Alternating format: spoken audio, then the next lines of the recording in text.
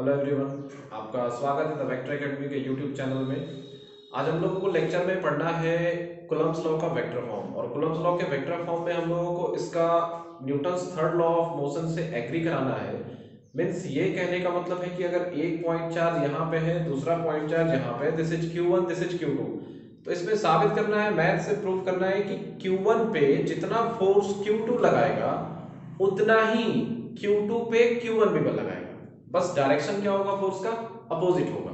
तो ये हो गया न्यूटन्स थर्ड लॉ का सीधा डायरेक्ट कॉन्सिक्वेंस। मींस इसको एक्शन रिएक्शन पे हम लोग को बाय मैथमेटिक्स प्रूव करना है। तो इसको स्टार्ट करते हैं। इसके लिए हम लोग क्या लेंगे, एक टू डायमेंशनल फ्रेम लेते हैं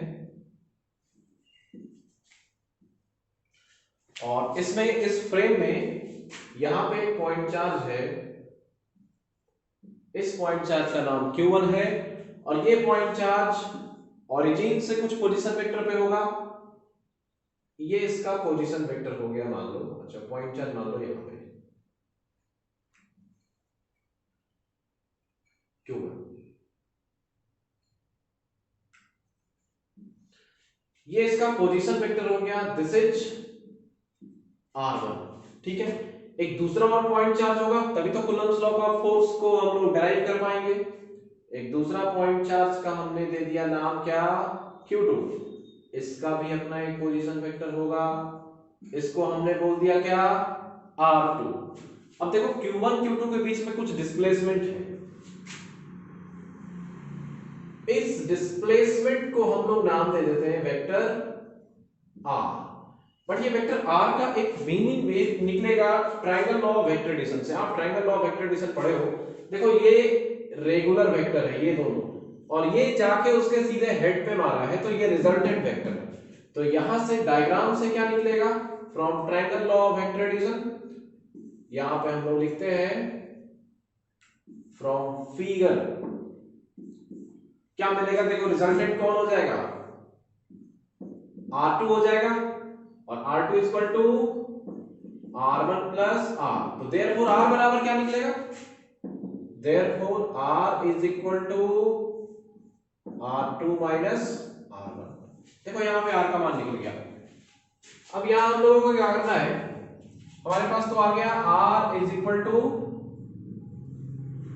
R2 माइनस R1। ठीक है, अब ये R बराबर मेरे को जो वैल्यू आया है वो यहां पे लिख दो, R2 माइनस R1। अच्छा, जब Q1 पे फोर्स लगाएगा Q2, तो उस फोर्स का डायरेक्शन किधर होगा। मान लो कि दोनों लाइक चार्जेज है, मतलब या तो दोनों प्लस है या तो दोनों माइनस है, तो रिपेल करेगा, ऐसे उल्टा भागेगा। Q2 Q1 पे लगाएगा इस ओर, तो ये हो जाएगा force on charge number 1 due to charge number 2, right. अब 1 भी तो लगाएगा 2 पे, वो थोड़ी छोड़ देगा उसको, दोनों लाइक चार्जेस है, तो ये लगाएगा इस पे फोर्स इस डायरेक्शन में, ये फोर्स हो जाएगा force on 2 due to charge 1, right. अब देखो यहां से R का मैग्नीट्यूड कितना होगा, R का magnitude is equal to R2 minus R1 का मॉड। अब यहां से इसका स्क्वायर आप करोगे, स्क्वायर इसलिए कर रहे हैं क्योंकि कूलम्ब फोर्स में डिस्टेंस में लिखना पड़ेगा नीचे स्क्वायर में, तो ये हो जाएगा R2 माइनस R1 के मॉड का स्क्वायर। नाउ अब कूलम्ब फोर्स निकालो Q2 पे Q1 के द्वारा, राइट। Q2 पे जो Q1 अप्लाई कर रहा है फोर्स, उसका मान हम लोगों को निकालना है। Force on charge number 2 due to charge number 1 बराबर क्या होगा। अब इसके लिए डिस्प्लेसमेंट दिया गया है, हमें एक यूनिट वेक्टर देना ही होगा। हम यूनिट वेक्टर देते हैं, इस ओर का मान लो पॉइंटिंग फ्रॉम Q1 से Q2 की ओर हमने एक यूनिट वेक्टर लिया n, जो कि Q1 से Q2 की ओर डिस्प्लेसमेंट को पॉइंट कर रहा है, राइट। अब इसका उल्टा, अब Q1 से Q2 से Q1 की ओर भी एक वेक्टर देना होगा, क्योंकि इस फोर्स का डायरेक्शन इधर है, ये डायरेक्शन इसके लिए काम देगा, तो ये डायरेक्शन इस फोर्स के लिए काम देगा। तो हम एक अनदर यूनिट वेक्टर चुनते हैं जो Q2 से Q1 की ओर पॉइंट कर रहा है, बट इसका डायरेक्शन क्या हो जाएगा, अपोजिट है, इसलिए ये माइनस n होगा। अगर ये प्लस n यूनिट वेक्टर है तो ये माइनस n होगा।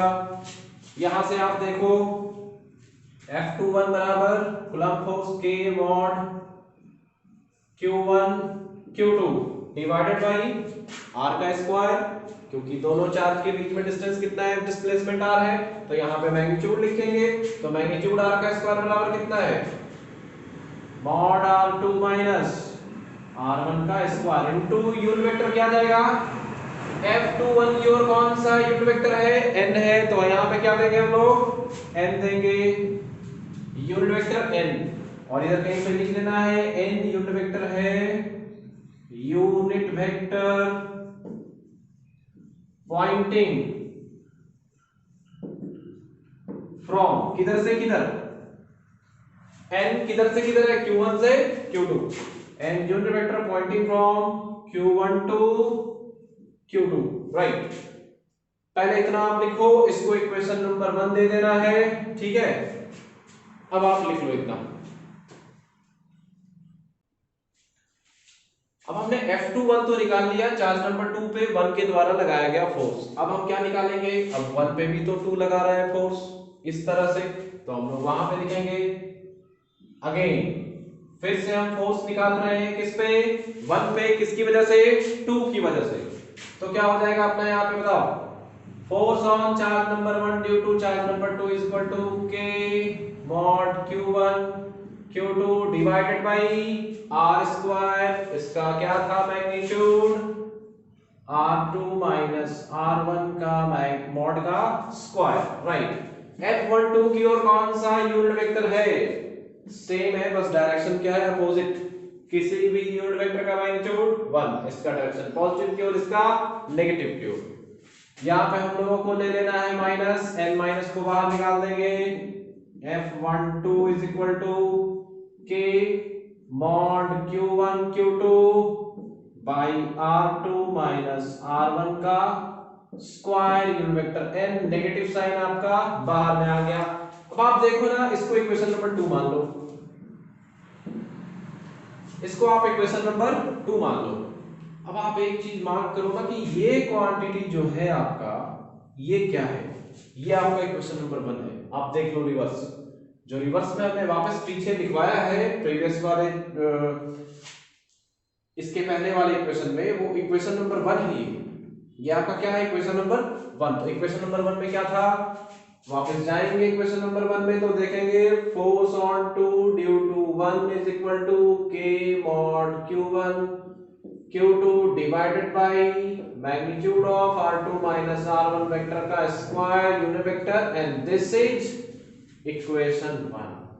ये था ना अपना इक्वेशन 1, और इतना बराबर क्या है, F21 है, इसके जगह पे हम F21 लिख सकते हैं, नहीं लिख सकते हैं, लिख देंगे from first and second we get, क्या मिलेगा भाई, F12 right is equal to, minus sign तो लगा रहेगा, माइनस बाहर में है, इतना बराबर क्या है, F21। अब देखो आप, ये मैथ्स का इक्वेशन क्या कहता है, ये कहता है कि force on charge number 1 due to charge number 2, मतलब चार्ज 1 पे चार्ज 2 की वजह से जितना फोर्स लग रहा है वो इक्वल है, बराबर है चार्ज नंबर 2 पे लगाए गए फोर्स चार्ज नंबर 1 के द्वारा। बस नेगेटिव साइन बता रहा है कि दोनों का डायरेक्शन क्या है, अपोजिट है।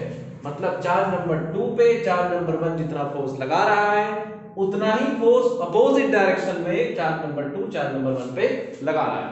तो यहां से एक अपने को पॉइंट मिला बड़ा अच्छा, ये कूलम्ब्स लॉ है, तो हम लोग यहां पे लिखेंगे कूलम्ब्स लॉ।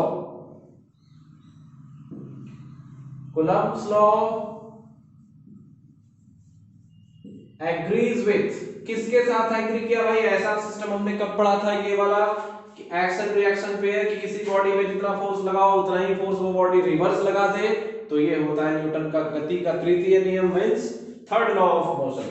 तो Coulomb's law agrees with Newton's third law, right. इसके बाद ना आपको एक इंपॉर्टेंट पॉइंट और निकल गया। हम लोग जब कूलम्ब्स लॉ पढ़े थे वैक्यूम में, उस टाइम कूलम्ब्स लॉ का कुछ प्रॉपर्टी पढ़ रहे थे, कूलम्ब के फोर्स का कुछ प्रॉपर्टी पढ़ रहे थे। वेक्टर फॉर्म पढ़ने के बाद हमें एक नया प्रॉपर्टी और मिला है। हमने बताया था उस टाइम कि ये इनवर्स स्क्वायर लॉ को फॉलो करता है, सेंट्रल फोर्स फील्ड है, लेकिन एक नया प्रॉपर्टी आज और मिला, ये न्यूटन्स थर्ड लॉ को फॉलो करता है। इसका मतलब ये एक्शन रिएक्शन पेयर है, जितना से चार्ज 2 1 पे एक्शन करेगा उतना ही से चार्ज 1 2 पे रिएक्शन करेगा। तो एक नया प्रॉपर्टी मिल गया आपको, इसको नोट कर लो। एक नया प्रॉपर्टी है, it is action reaction pair, right.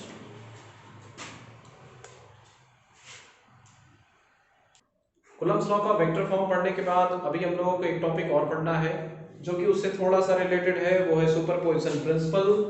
और अभी तक हम लोगों ने कूलम्ब्स लॉ का जो भी फॉर्म पढ़ा है, वैक्यूम का, मीडियम का या वेक्टर फॉर्म का, उसमें हमने देखा है कि दो दो पॉइंट चार्ज थे, एक तरफ Q1 रखे होते थे, एक तरफ Q2 रखे होते थे।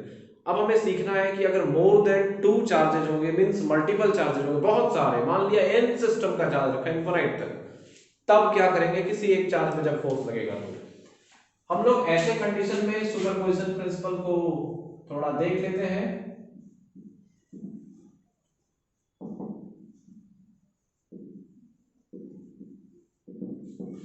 ये आपका सुपरपोजिशन प्रिंसिपल है। सुपरपोजिशन प्रिंसिपल में क्या करना है कि एक पॉइंट चार्ज रहेगा यहाँ पे ऐसे Q1, उसके बगल में Q2 रहेंगे, Q3 रहेंगे, Q4 रहेंगे, Q5 रहेंगे, मतलब n चार्जेस रखे रहेंगे। और उन सारे सिस्टम ऑफ n चार्जेस की वजह से इस अकेले बेचारे पे कुल जो फोर्स लगेगा उसका हम लोगों को मैथमेटिक्स में मान निकाल देना है, राइट। तो चलिए एक चार्ज ले लेते हैं Q1। ये मान लो बेचारा मासूम सा इकलौता सा पॉइंट चार्ज है जिसपे जुल्म होगा। ये हो गया आपका चार्ज Q1, ठीक है। अब इसके अगल बगल में बहुत सारे चार्ज रखे हैं, सब मिलके इसके ऊपर फोर्स लगा देंगे। ये हो जाएगा अनदर पॉइंट चार्ज Q2, ये एक और पॉइंट चार्ज Q3, ये एक और point charge Q4, dot dot dot dot dot. कहां तक जाएगा ऐसा सिस्टम? N तक जाएगा, ठीक है। Q2 Q1 पे फोर्स लगाएगा ऐसा। इस फोर्स को हम क्या बोलेंगे? किस पे लगा है? 1 पे लगा है। कौन लगाया है?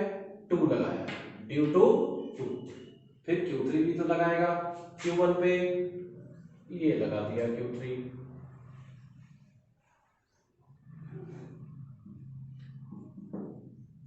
किस पे लगा है? 1 पे लगा है। कौन लगाया है? 3 लगाया है। फिर Q4 बोलेगा मैं क्यों पीछे रहूं भाई,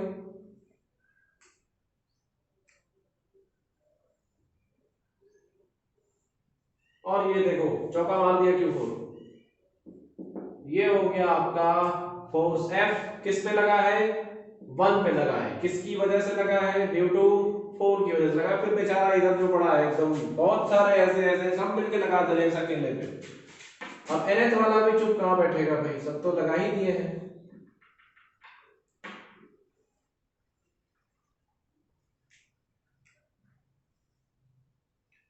ये हो गया force on 1 due to n, right. ऐसे बहुत सारे फोर्स इसके ऊपर लग रहे हैं।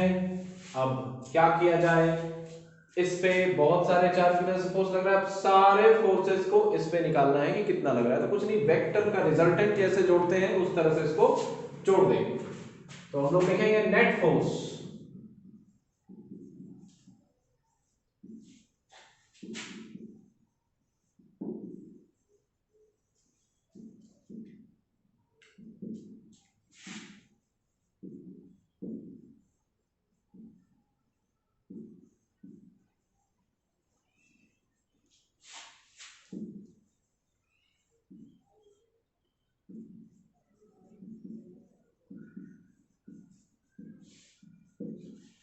पॉइंट चार्ज जो Q1 है, Q1 पे बहुत सारे जो सिस्टम ऑफ चार्जेस हैं, इनकी वजह से जो लगने वाला नेट फोर्स है वो क्या हो जाएगा? F नेट बराबर क्या होगा बोलो? Q1 पे फोर्स पहले कौन लगाया? 2, ठीक है।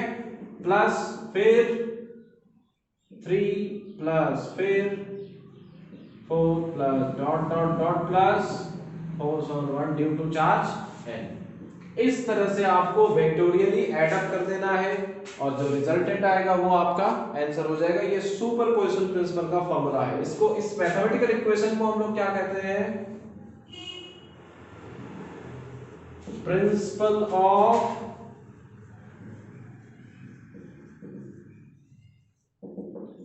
Superposition, right, this is known as principle of superposition. इसको आप लिख लो। इसके आगे के जो भी लेक्चर्स आएंगे वो रिलेटेड टू न्यूमेरिकल होंगे और हम लोग उसमें कूलम्ब्स लॉ का मीडियम फॉर्म, वैक्यूम फॉर्म और वेक्टर फॉर्म तीनों पे चर्चा करेंगे। और न्यूमेरिकल हम लोग दो पोर्शन में पढ़ेंगे, एक स्टेट बोर्ड और सेंट्रल बोर्ड के बच्चों के लिए फायदेमंद होगा और हम लोग एक अनदर लेवल जो है कंपटीशन का, जिसमें कुछ नीट के बच्चों को फायदा हो जाए, कुछ जेई मेंस के बच्चों को फायदा हो जाए और एक दो जेई एडवांस का भी क्वेश्चन हम लोग उसमें डिस्कस करेंगे। तो इस तरह से हम लोगों को आगे का 2-3 लेक्चर जो है वो रिलेटेड टू न्यूमेरिकल ही देना है। और इस आप वेक्टर एकेडमी से लगातार जुड़े रहने के लिए चैनल को लाइक और सब्सक्राइब कर सकते हैं। आपका बहुत बहुत धन्यवाद, बहुत बहुत शुक्रिया, थैंक यू सो मच।